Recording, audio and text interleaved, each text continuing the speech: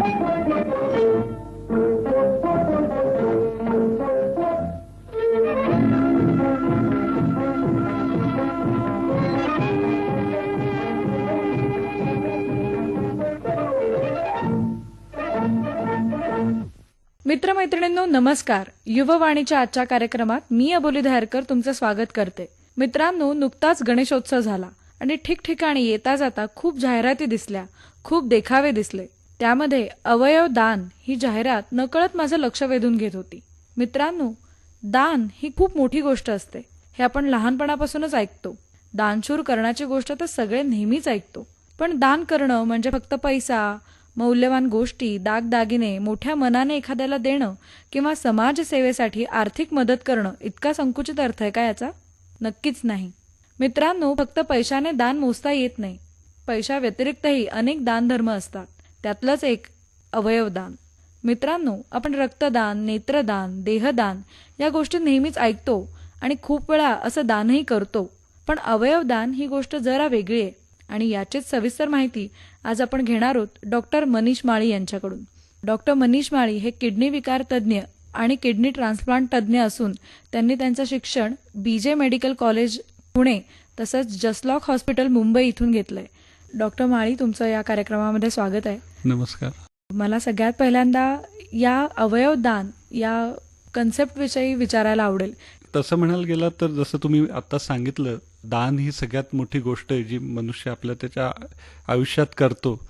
Even संस्कृतमधलं जर सुभाषित पाहिलं तुम्ही तर शतेषु जायते शूरा सहस्रेषुच पंडिता वक्ता दस सहस्रेषुच दाता भवती वानवा. म्हणजे दाता होईल किंवा होणारही नाही अशी आपल्या संस्कृतीतली गोष्ट आहे. ज्याच्यात दान म्हणजे आज जर माझ्याकडे एखादी गोष्ट एक्स्ट्रा असेल ती मी देणं की एक दान आहे, धन देणं किंवा बाकी कुठल्या गोष्टी करणं. पण आज जर माझ्याकडे अवयव आहे आणि ते लिमिटेडच राहणार आहेत अवयव आणि ते वाढणार नाही आहेत. आज मी माझा अवयव दुसऱ्याला दिला तर अवयव हा माझ्याकडे परत येणार नाही हे माहीत असताना सुद्धा दान करणं. आणि त्याच्यात पेक्षा मोठी गोष्ट म्हणजे की जेव्हा मी ब्रेन डेड होईल किंवा माझ्या मरणानंतर सुद्धा माझ्या अवयवांचा या पृथ्वीवर उपयोग होणं.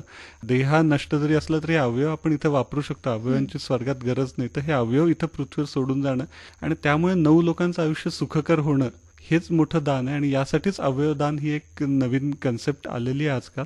ही कन्सेप्ट याचं कारण असं की आज आपल्याला जेवढी अवयवांची गरज आहे तेवढे अवयव उपलब्ध नाही आहेत. उदाहरणच द्यायचं झालं तर किडनी ट्रान्सप्लांटचं आपल्याला उदाहरण देता येईल. आज भारतात साधारण दरवर्षी 1 लाख लोकांना किडनी विकार होतो आणि किडनी त्यांची फेल होते आणि त्यांना डायलिसिसची गरज लागते. पण यापैकी फक्त 10% लोक हे ट्रीटमेंट घेऊ शकतात. एक तर साधनांची उपलब्धता असेल, खेड्यापाड्यांमध्ये डायलिसिस युनिट्स नाही आहेत, डायलिसिस घेणं हे खर्चिक आहे आणि आयुष्यभर हे डायलिसिस घ्यावं लागणार आहे. म्हणून या 1 लाख लोकांपैकी फक्त 10% लोक हे डायलिसिसचा लाभ घेऊ शकतात. आणि या 10% लोकातलेही बरेचसे व्यक्ती असे असतात की ज्यांना कोणी ऑर्गन देऊ शकत नाही, त्यांना कोणी किडनी देऊ शकत नाही.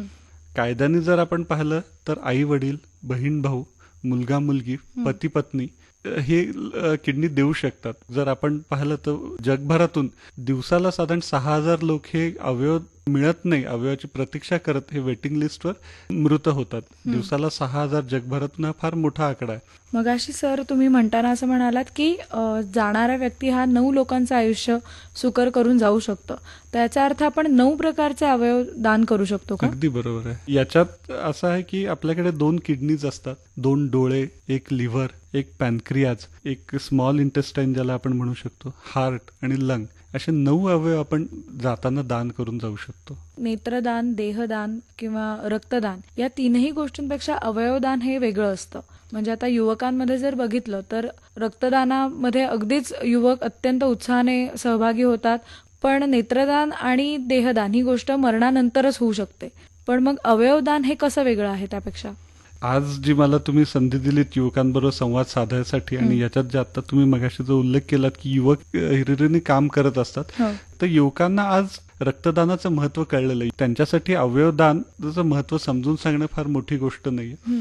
अवयवदान म्हणजे ह्याच्यासाठी आपण एक ब्रेन डेड डोनर ही पहिली कन्सेप्ट समजून घेऊ. ब्रेन डेड म्हणजे कसं असतं की लहान मेंदू किंवा लहान मेंदू आणि त्याच्याकडेचा जो भाग असतो तो कुठलाही ऍक्सिडेंट झाला आणि छोटा मेंदू निकामी झाला तर तो परत कार्यरत होऊ शकत नसतो. आणि हा जो छोटा मेंदू असतो, मेडुला पॉन्स, यांचं काम काय असतं तर आपला श्वासोच्छ्वास कंट्रोल ठेवणं, आपलं रक्ताभिसरण व्यवस्थित ठेवणं, आपल्या शरीरातल्या ज्या इनव्हॉलंटरी ऍक्टिव्हिटीज असतात ज्याच्यावर आपण स्वतःहून काही कंट्रोल करू शकत नाही, तर अशा ऍक्टिव्हिटी कंट्रोल ठेवणं हे छोट्या मेंदूचं काम आहे. जेव्हा छोट्या मेंदूला मार लागतो आणि जो छोटा मेंदू निकामी होतो तेव्हा आपण पेशंटला लाईफ सपोर्टवर घेतो. पण अशा व्यक्तींचं कालांतराने 48 तासांतर, 72 तासांतर, आठवड्यानंतर यांच्या बाकीचे अवयव सुद्धा क्षीण व्हायला लागतात. लाईफ सपोर्ट पण त्यांना जास्त दिवस त्या अशा पेशंटला जगवू शकत नाही. बरोबर.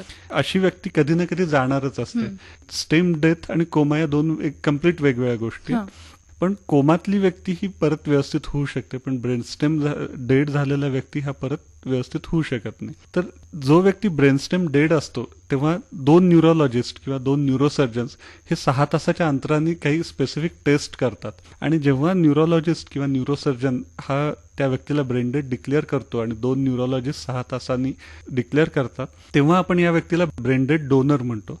आणि अशा व्यक्तींनी जर इच्छा प्रदर्शित केली असेल त्याच्या जिवंतपणाच्या काळात की माझे अवयव तुम्ही दान करू शकता, तर अशा वेळेस आपण त्यांचे जे कुटुंबीय आहेत त्यांच्याशी चर्चा करतो की हा आता परत येऊ शकणार नाही.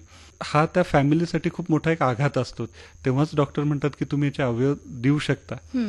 तर अशा वेळेस जर ही concept brainstem brain dead donor ही जर कन्सेप्ट फॅमिलीला कळली असेल तर आम्हाला त्यांच्याशी बोलायला सोयीचं होऊन जातं.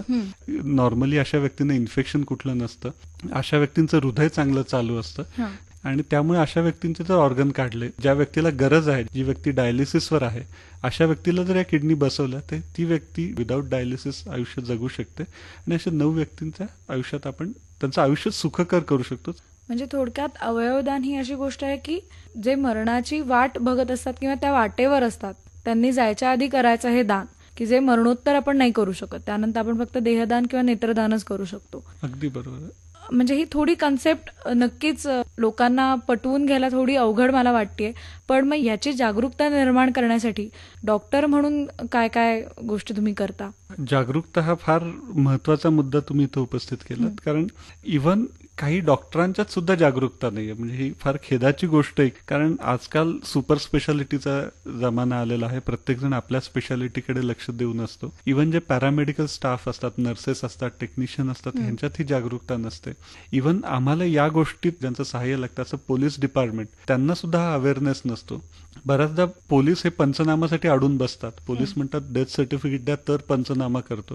तर पोलिसांना सुद्धा ही गोष्ट कळणं की ब्रेन डेड डेथ नावाचा एक प्रकार आहे, तर यासाठी जागरूकता करणं फार महत्वाचं आहे. आणि बऱ्याचशा देशांमध्ये brain dead is equal to cardiac death, म्हणजे त्याच्यावर पुढे काही ट्रीटमेंट होत नाही. काही देशात तर तो त्या देशाचा नागरिक असल्या कारणाने तो ऑटोमॅटिकली ऑर्गन डोनर होतो. कारण तिथं अशी कन्सेप्ट आहे की हे अवयव हे देशाची संपत्ती आहे, नागरिक ही देशाची संपत्ती आणि त्यांचे ऑर्गन्स ही देशाची संपत्ती आहे. देश ठरवणार आहे, सिस्टीम ठरवणार आहे की ते ऑर्गन्स हे कुणाला आपण डिस्ट्रीब्यूट करायचे, त्याची वेटिंग लिस्ट असते आणि त्याप्रमाणे हे ऑर्गन देतात. भारतात ही कन्सेप्ट यायला खूप वेळ जाईल आणि त्यासाठीच हा आपला आजचा अवेअरनेस, ज्याला जागरूकता म्हणतो. याच्यात युववाणीतून युवकांशी संवाद मला हाच साधायचा आहे की युवक हे पुढचा देश ठरवणार आहेत.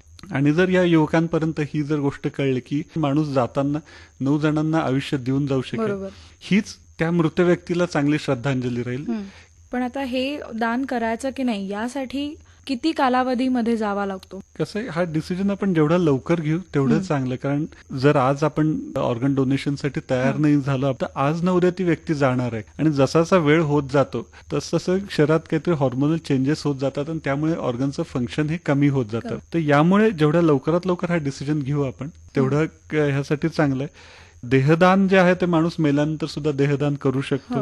नेत्रदान हे मेल्यानंतर सुद्धा काही तासापर्यंत आपण त्या व्यक्तीचे डोळे काढून घेऊ शकतो. पण किडनी, लिव्हर, हार्ट, लंग या गोष्टी अशा आहेत की ज्या माणसाचं हृदय चालू असतानाच या गोष्टी काढून घ्याव्या लागतात आपल्याला. काही प्रिझर्वेटिव्ह सोल्युशन्स मिळतात, त्या सोल्युशन मध्ये एक 24 तासापर्यंत हे अवयव आपण सांभाळून ठेवू शकतो. तुम्ही मध्ये वाचलं असेल की चेन्नईचं लिव्हर पुण्याला गेलं किंवा पुण्याचं लिव्हर चेन्नईला गेलं, पण शरीरातून काढताना हृदय चालू पाहिजे. असं अवयवदान जर कोणाला करायचं असेल आणि त्यांनी ते अवयव काढल्यानंतर ते प्रिझर्वेटिव्ह मगाशी जसं तुम्ही म्हणालात, तर तशी साधनं आपल्याकडे किती चांगल्या दर्जाची आहेत. अनफॉर्च्युनेटली आपल्या देशात जर पाहिलं तर ZTCC करतात, ही एक फार चांगली गोष्ट आहे. आपण त्या लोकल लेवलला ऑर्गन्स शेअरिंग करतो, जसं मुंबईतल्या मुंबईत किंवा मुंबईतून पुण्यात वगैरे किडनीच्या बाबतीत. नॅशनल लेवलला शेअरिंग फार कमी आहे आपल्यात. नॅशनल लेवलला लिव्हरसाठी ऑर्गन शेअरिंग आहे, पण किडनीसाठी आपण लोकल लेवलला करतो आणि आपली वेटिंग लिस्टच एवढी मोठी आहे की लोकल नीड्सच आपल्या कमी होत नाही. पण जे प्रिझर्वेटिव्ह सोल्युशन्स पाहिजेत त्या गोष्टी आज आहेत आपल्याकडे. जी पाश्चिमात्य देशात आहे तीच सामुग्री आपल्याकडे आहे. मध्ये तुम्ही वाचलं असेल की चेन्नईमध्ये हार्ट ट्रान्सप्लांटच्या वेळेस अगदी भर दुपारी सगळी वाहतूक बंद ठेवली होती आणि त्या हार्ट ट्रान्सप्लांटला प्रेफरन्स दिला होता. आणि तर आज भारतात या गोष्टी होतात आहे. फक्त जो पॉलिटिकल विल पाहिजे, ती जर मदत मिळाली तर ते या गोष्टी शक्य आहेत. आपल्याकडे इन्फ्रास्ट्रक्चर आहे. आज जर एक चळवळ उभी केली आपण आणि त्याच्यातून सरकारने मदत केली तर या गोष्टी सुसह्य होतील. इव्हन जो कायदा होता होटा, ह्युमन ऑर्गन ट्रान्सप्लांट ऍक्ट, त्याच्यात सुद्धा आज सरकारने काही वर्षांपूर्वी सुधारणा केल्यात. म्हणजे पूर्वी आजी आजोबांची किडनी चालायची नाही, आता आजी आजोबांची किडनी सुद्धा चालू शकते. हा बदल केलेला आहे.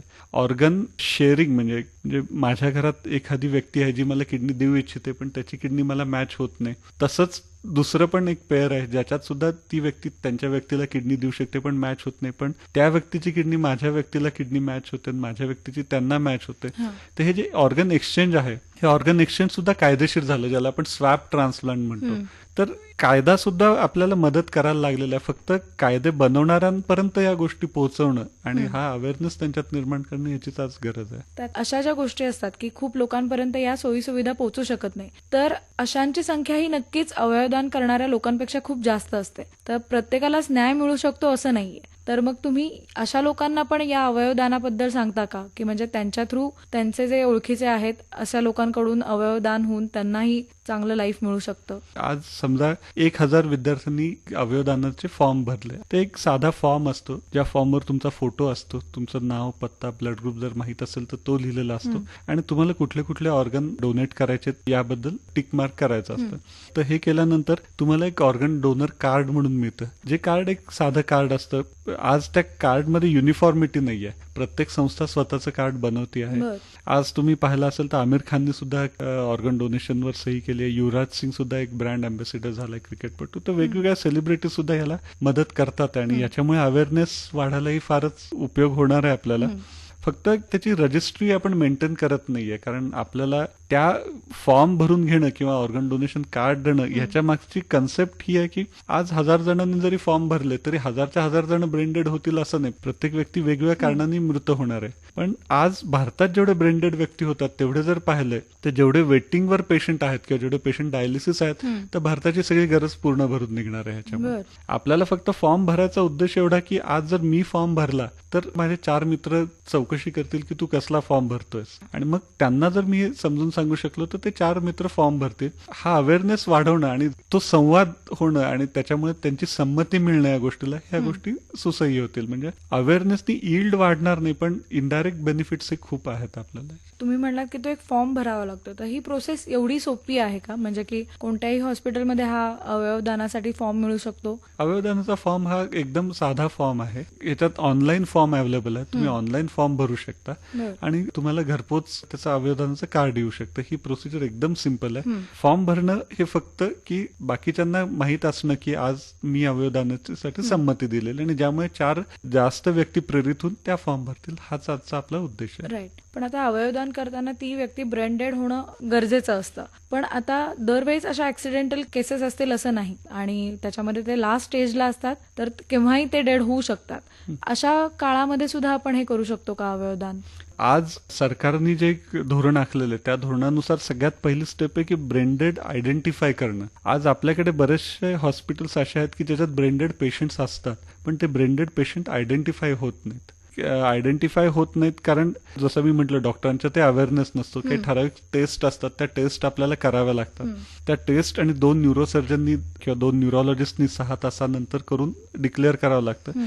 तर आज ब्रेन डेड डिक्लेअरच होत नाहीये बऱ्याचशा हॉस्पिटलमध्ये. म्हणून डॉक्टरांच्यात हा अवेअरनेस करणं आणि आज ब्रेन डेड डिक्लेअर करणं ही आज आपली सगळ्यात पहिली गरज आहे. आणि त्यानंतर इव्हॅल्युएट करणं की ही व्यक्ती अवयव देऊ शकते का नाही देऊ शकते.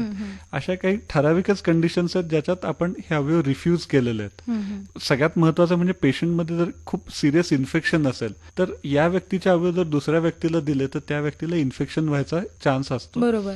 तर मग अशा ठराविकच गोष्टी आहेत किंवा खूप पसरलेला कॅन्सर आहे तर ठराविक गोष्टीतच आपण ते अवयव रिफ्यूज करतो. आज गरज आहे ही ब्रेनडेड आयडेंटिफाय करणं, ब्रेनडेड डिक्लेअर करणं आणि ब्रेनडेडची कन्सेप्ट सगळ्यांपर्यंत पोहोचवणं. त्यानंतरची पुढची टेस्ट राहील की यातल्या किती अवयव आपण घेऊ शकतो आणि किती वापरू शकतो. इव्हन आपण बऱ्याचदा असेही केलेलं आहे की एखादी किडनी पूर्ण फंक्शन करत नसेल किंवा टेम्पररी काही गोष्टींमुळे किडनीवर हे झालं असेल किंवा एकदम छोटा मुलगा असेल त्याच्या किडनीज छोट्या आहेत, पण जर फॅमिलीची तयारी असेल तर अशा व्यक्तीच्या 2 किडन्या आपण एका अडल्टमध्ये किंवा एका वयस्कर व्यक्तीमध्ये लावू शकतो. त्या व्यक्तीला डायलिसिसवर राहण्यापेक्षा त्याला थोडंफार जरी किडनीचं फंक्शन मिळालं तरी त्याचं आयुष्य चांगलं होऊ शकतं. अच्छा. एखाद्या व्यक्तीला आजार झालेला असेल आणि तरी अवयवदान करायचं असेल आणि काही अवयव हे त्यातले अजूनही फंक्शन व्यवस्थित करत असतील तरी ते दान म्हणून आपण घेऊ शकतो. पण मग त्याच्यामध्ये एखादा काही फॉल्ट वगैरे असेल तर तो तुम्हाला कसा आयडेंटिफाय करता तुम्ही? त्याच्या काही टेस्ट असतात. ब्रेनडेड जेव्हा डिक्लेअर होतो जेव्हा फॅमिली अवयवदानासाठी तयार होते त्यावेळेस मग संबंधित डॉक्टरांना बोलवलं जातं आणि त्यांना विचारलं जातं की या व्यक्तींची तुम्ही किडनी घेऊ शकता का. मग ते तज्ञ डॉक्टर काही टेस्ट ऍडवाइस करतात आणि त्या टेस्ट प्रमाणे जर घेऊ शकत असू आपण घेऊ शकतो आपण. म्हणजे हे अक्षरशः डेड लाईन वरचं दान आहे असं म्हणायला काही हरकत नाही. अगदी बरोबर. पण आता डेथ झाल्यानंतर जे आपण देहदान करतो तर आपण आधीच जर अवयवदान केलं असेल तर त्यानंतरही आपण देहदान करू शकतो का? देहदान ही फार वेगळी गोष्ट आहे. देहदान म्हणजे की नवीन होणारे जे मेडिकल स्टुडंट्स असतात तर त्या स्टुडंट्ससाठी आपल्याला आपली बॉडी डोनेट करायची असते जेणेकरून ते डिसेक्शन करून आणि त्यांच्या शिक्षणात त्याचा फायदा होईल. याचा डॉक्टरांच्या शिक्षणात फायदा होणार आहे, याचा समाजासाठी किंवा सामान्य माणसासाठी चांगले डॉक्टर तयार होतील हाच उद्देश आहे. तर त्याला काही म्हणजे प्रॉब्लेम काही येऊ शकत नाही. फक्त देहदान केलं तर ती डेड बॉडी त्या व्यक्तीच्या कुटुंबियांना अंतिम संस्कारासाठी मिळत नाही. परदेशात याबद्दलचा अवेअरनेस हा खूप जास्त आहे. तर असे काही अनुभव आहेत का की जागरूकता निर्माण करण्यासाठी म्हणून असे काही अनुभव तुम्हाला माहिती आहेत का? त्यात मी 2 अगदी महत्वाच्या गोष्टी सांगतो. इथे एक निकोलस इफेक्ट म्हणून एक या अवयवदानात एक महत्वाची स्टेप होती. ही एक फॅमिली होती, एका देशातून दुसऱ्या देशात पर्यटनासाठी गेले होते आणि त्या ठिकाणी दुर्दैवाने त्यांचा मुलगा ब्रेन डेड झाला आणि मग अशा व्यक्तीच्या कुटुंबियांनी त्यांनी पुढाकार घेऊन त्या देशाच्या सरकारला सांगितलं की आम्हाला ह्याचे अवयवदान करायचे आहेत आणि त्या कुटुंबियांनी जो पुढाकार घेतला होता आणि त्याला जो निकोलस इफेक्ट म्हणतात तो निकोलस त्या मुलाचं नाव आणि त्यामुळे ऑर्गन ट्रान्सप्लांटला जी गती मिळाली तर दुसऱ्या देशात असून सुद्धा त्यांनी त्या अवयवदानाचं महत्व एवढं होतं त्यांना की त्यांनी स्वतःचं दुःख सगळं बाजूला ठेवलं आणि या मुलाचे अवयव हे आता दुसऱ्या समाजासाठी उपयोगी पडावेत यासाठी त्यांनी जे तुम्हाला माहितीच असेल राजनैतिक अडचणी ज्या असतात की विजा आणि या बाकी सगळ्या गोष्टी तर त्या सगळ्या पार करून ते सगळे अडथळे पार करून त्यांनी अवयवदान केलेलं आहे. तर त्यामुळे हा एक फार महत्वाचा आहे. आणि दुसरी गोष्ट आता 1 महिन्यापूर्वी चीनमध्ये झाली की एक 11 वर्षाचा मुलगा होता ज्याला ब्रेन ट्युमर होता आणि तो मृत्यूशी झगडत होता. पण त्यावेळेस त्याच्या मनात एक स्ट्रॉंग इच्छा होती, त्या 11 वर्षाच्या मुलाची इच्छा होती स्वतःची की आज माझे अवयव दुसऱ्यांना वापरता यावेत आणि त्याच्या कुटुंबियांनी सुद्धा ती इच्छा मान्य केली आणि मान्य करून जेव्हा तो मुलगा ब्रेनडेड झाला तर तेव्हा त्याचे अवयव हे बाकीच्या लोकांसाठी वापरले गेले आणि तो एक फोटो प्रसिद्ध झाला होता न्यूजपेपरमध्ये वगैरे सगळीकडे की त्या मुलाची डेड बॉडी स्ट्रेचरवरून घेऊन चाललेत आणि तिथले हॉस्पिटलमधले सगळे कर्मचारी डॉक्टर हे कमरेत वाकून त्याला नमस्कार करतात की अशक्य कोटीतलं दान या मुलांनी केलं. जो मुलगा 11 वर्षाचा मुलगा ज्याला जीवन ज्याने आयुष्य अजून काही जगला नाही, आयुष्य म्हणजे काय हे ज्याला माहित नाही त्याला डेथ म्हणजे काय हे कळलं आणि त्या आपल्या मृत्यू तो बघत होता साक्षात समोर पण मृत्यू आल्यानंतर सुद्धा माझे अवयव वापरावेत ही त्याची इच्छा होती. म्हणजे याला अगदी सलामच करावं लागेल. नक्कीच. आई वडील म्हणून स्वतःचा मुलगा गेल्यानंतर त्याचा अवयवदान करणं, हा डिसिजन घेणं, ही सुद्धा खूप अवघड गोष्ट आहे. आणि वयाच्या 11व्या वर्षी स्वतःहून वाटणं की आपण अवयवदान करणं, या दोन्ही गोष्टी खूपच प्रेरणादायी आहेत. नक्कीच, म्हणजे हे मला ऐकून सुद्धा आता अगदीच माझ्या अंगावर काटा आलाय. मित्रांनो, अवयव दान आणि युवकांचा सहभाग याविषयी मनीष माळी यांच्या मुलाखतीचा भाग पहिला आज आपण ऐकलात. याच कार्यक्रमाचा दुसरा भाग आपण ऐकू शकाल युवावाणीच्या उद्याच्या कार्यक्रमात सकाळी 9:10 नमस्कार.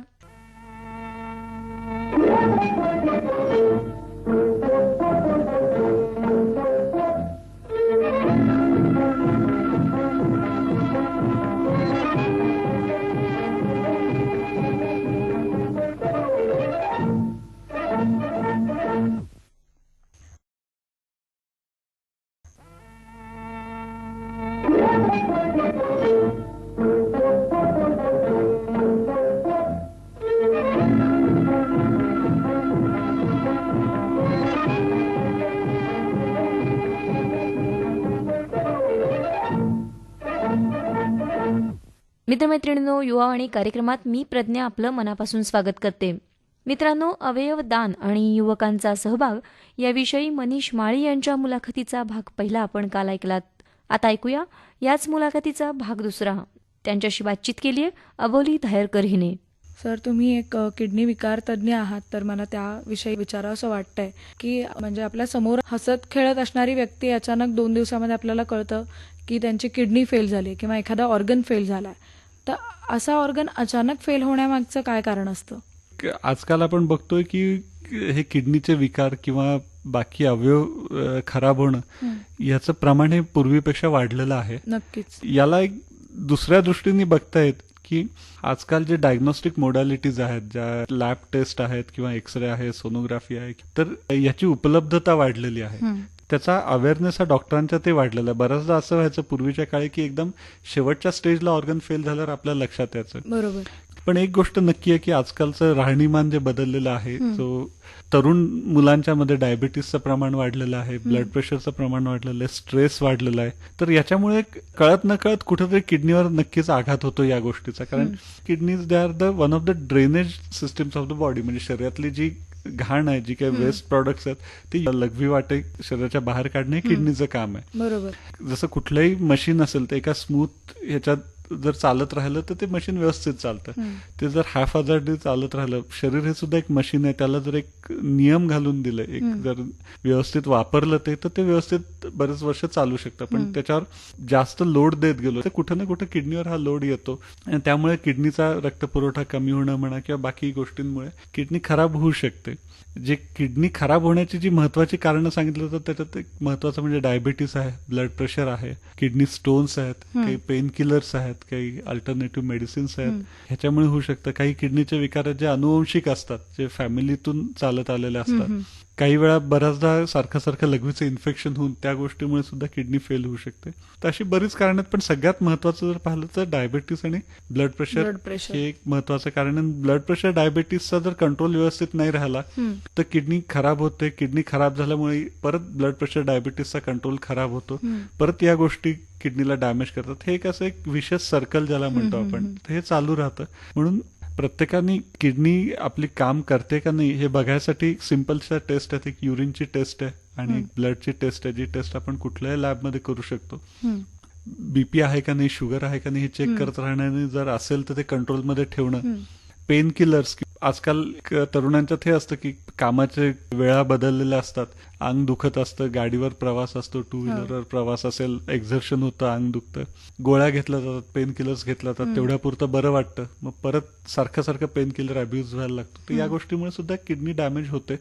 तर किडनीची तपासणी करत राहणं, रिस्क फॅक्टर असतील तर जास्त वेळा तपासणी करणं, risk factor diabetes, blood pressure नसेल तर साधारण वर्षातून एकदा किडनीची तपासणी करणं गरजेचं आहे. एक डॉक्टर म्हणून तुम्ही आरोग्यदायी रुटीन हे कसं असावं असं सांगाल?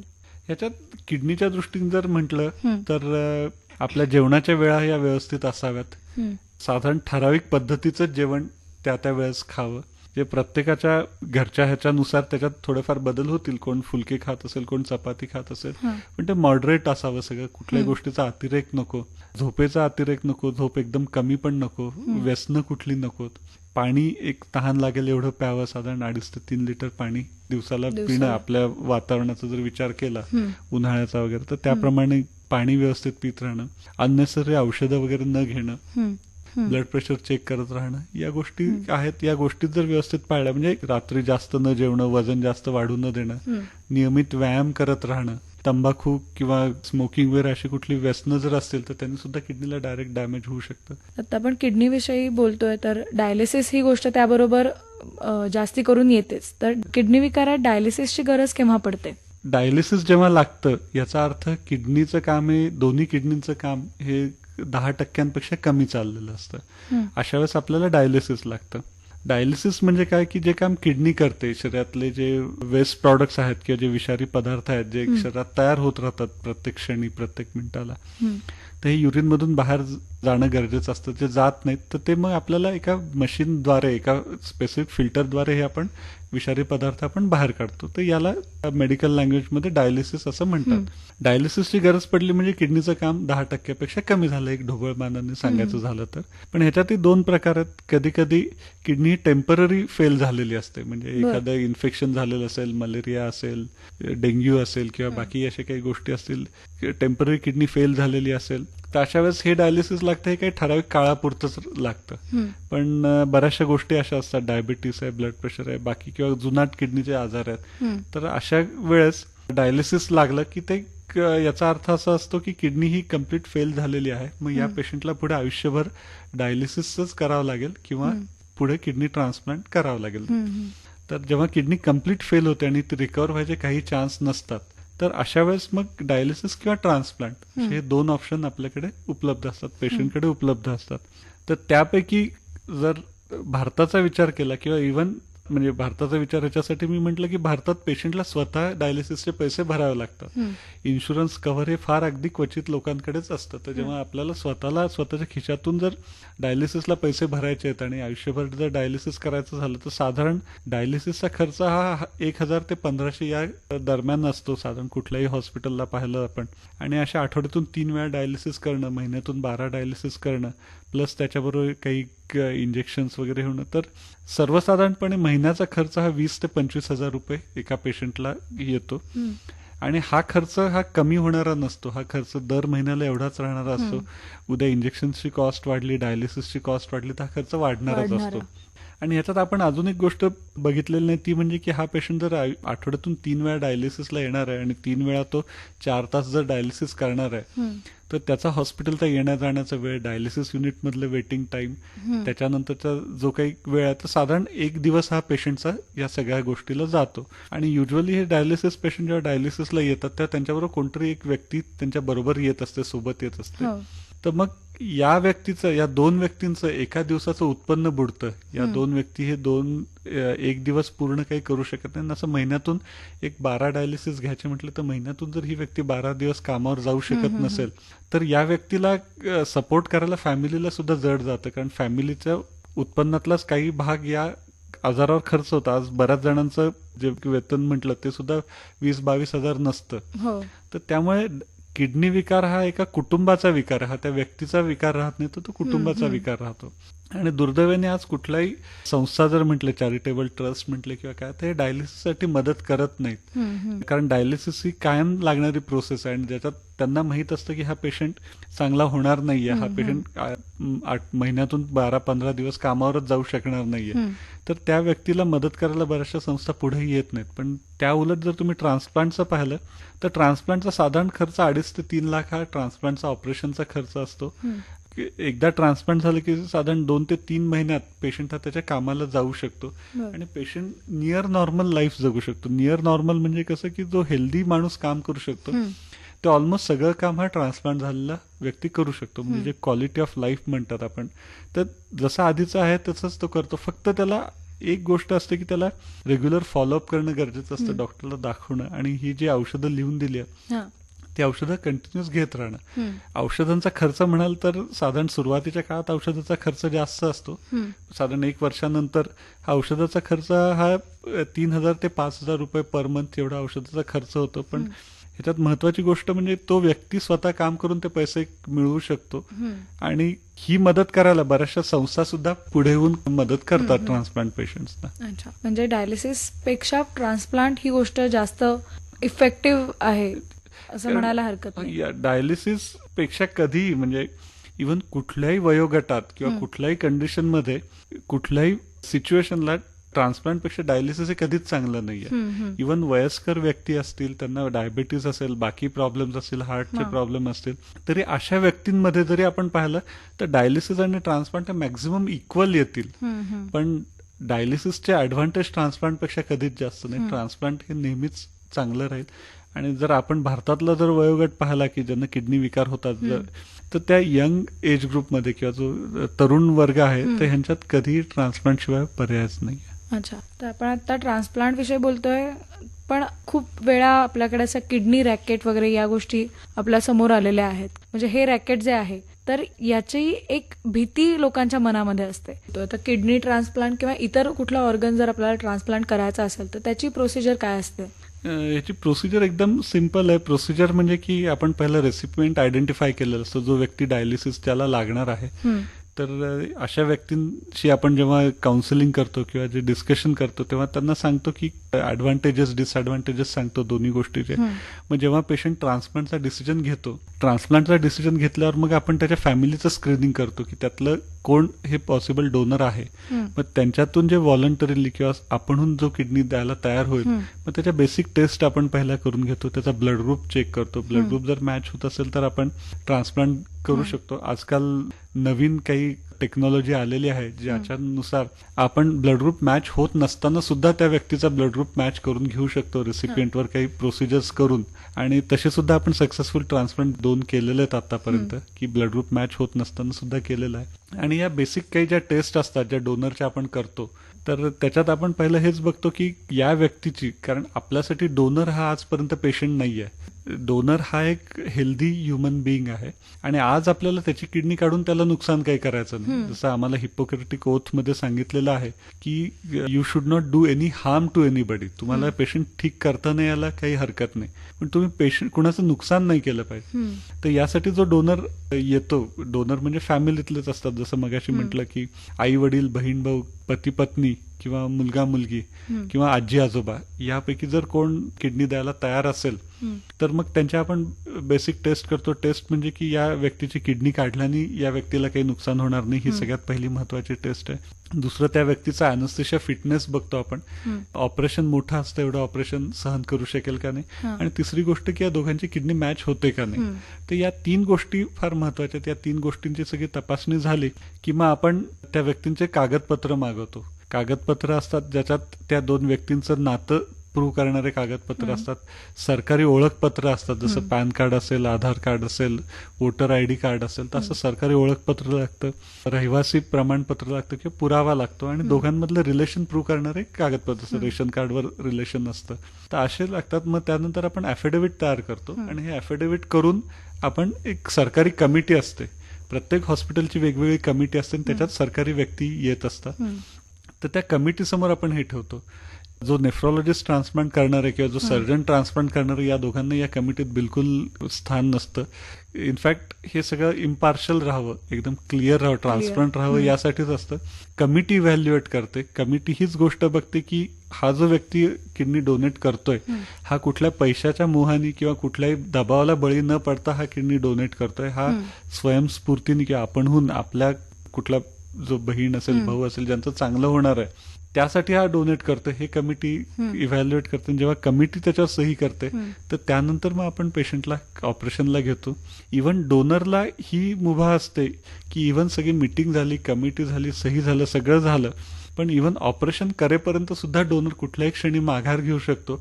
आणि जर डोनर नुसतं तोंडी जरी माघार घेतली आणि म्हटलं मला किडनी डोनेट करायची नाही, ती प्रोसेस त्या क्षणी तिथं थांबते. डोनरवर कुठल्याही प्रकारचा आपण दबाव आणत नाही. पण असं खूप वेळा ऐकू येतं की किडनी रॅकेट झालंय किंवा किडनी विकत घेता येते, तर या गोष्टी नाही, ही एक फार दुर्दैवी गोष्ट आहे. म्हणजे अशा काही घटना घडतही असतील, नाही म्हणत नाही मी त्याला, पण त्याचं प्रमाण हे फार अत्यल्प आहे. आणि ह्याला कारणही काही आहेत की जसं लाल फितीचा कारभार आहे, फाईल अडकून बसली, घरात कोण पॉसिबल डोनर नाहीये, डायलिसिसवर ती व्यक्ती व्यवस्थित काम करू शकत नाहीये आणि त्याला ट्रान्सप्लांटची गरज आहे. तर अशा ठिकाणी जेव्हा काही ऑप्शन नसतो तेव्हा मग हे लोक असे आडमार्ग शोधायला लागतात. मी यांचं समर्थन करत नाही, नक्कीच चुकीची गोष्ट आहे. आणि त्यासाठीच आपल्याला डिमांड सप्लाय रेशो जेव्हा मिसमॅच होतो तेव्हाच अशा गोष्टी होतात. तर त्यासाठीच आपल्याला हा ऑर्गन डोनेशन अवेअरनेस करायचा आहे की जेणेकरून आपल्याकडे वेटिंग लिस्टच राहणार नाही. बरोबर. आणि आज जर भारतात ऍक्सिडेंट होणारे ब्रेन डेड लोकांची जर संख्या आपण काढली तर नक्कीच भारतातली जी वेटिंग लिस्ट आहे ती सगळी संपून जाईल.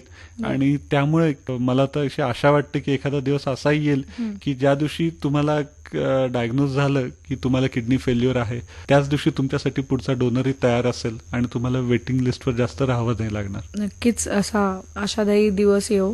तर जाता आता डॉक्टर मला एखादा, मगाशी तुम्ही जसं परदेशातले 2 अनुभव सांगितले तसा भारतामध्ये एखादा अनुभव तुम्हाला आला का?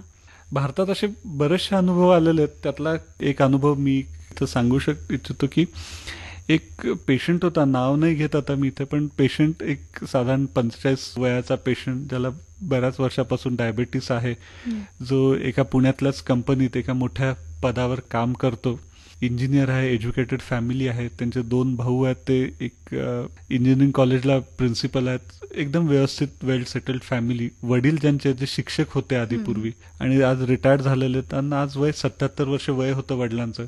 जेव्हा या मुलाला 45 वर्षाच्या त्यांच्या मुलाला जेव्हा किडनी फेल्युअरचा आजार लक्षात आला आणि जेव्हा आपण इनिशियल स्क्रीनिंग चालू केलं फॅमिलीचं, तर पत्नीचा ब्लड ग्रुप मॅच होत नव्हता, एका भावाला डायबेटीस आला.